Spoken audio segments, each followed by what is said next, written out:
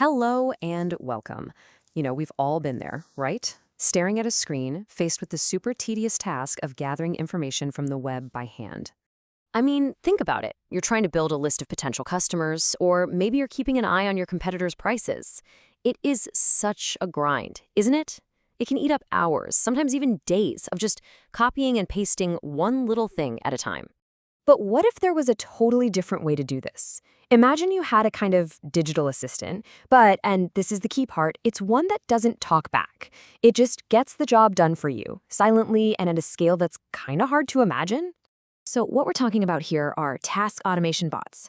Their job is pretty simple, really. They just follow a script, a set of instructions you give them, and they perform those repetitive digital tasks over and over again perfectly. They don't think for themselves or make decisions. They just execute the plan you've already laid out. But this is where things get really interesting. The real breakthrough, the real game changer, is AI. It has completely transformed these tools, especially the most common kind you'll find out there, web scrapers. And the shift here is, well, it's huge. It's not just a technical upgrade. It's about who gets to use this stuff. Before, you needed to be a coder. You had to write these fragile little scripts that would break the second a website changed its design. But now you just describe what you want in plain English. It's a move from writing code to just having a conversation. And that means anyone, a marketer, a researcher, you name it, can tap into this power without knowing a single line of code. It really opens the doors for everyone. Okay, so that's a theory, but what does this look like in the real world? How does it actually change the way we get things done? Let's dig into a couple of examples. All right, let's take sales. Instead of spending days, maybe even weeks manually digging around for leads, a bot can just go out and build you a super qualified prospect list in, well, minutes. It just visits all the right directories and networks on its own.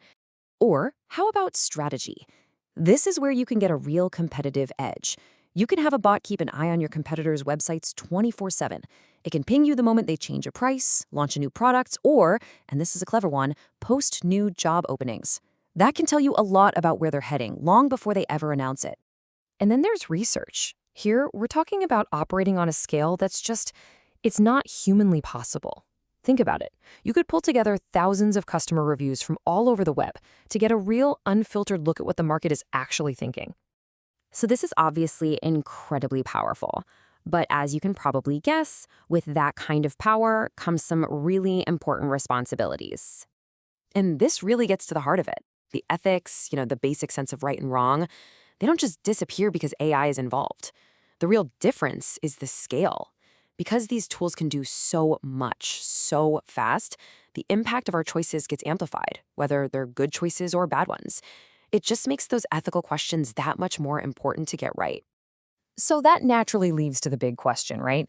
With this much power at our fingertips, what are the rules of the road? Well, the general principle is actually pretty straightforward. Just be a good digital citizen. It's like visiting someone's house. You follow their rules, so in this case, you check a website's terms of service.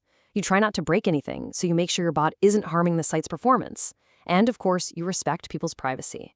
And that brings us to the most crucial point here. Scale amplifies everything, both the good and the bad.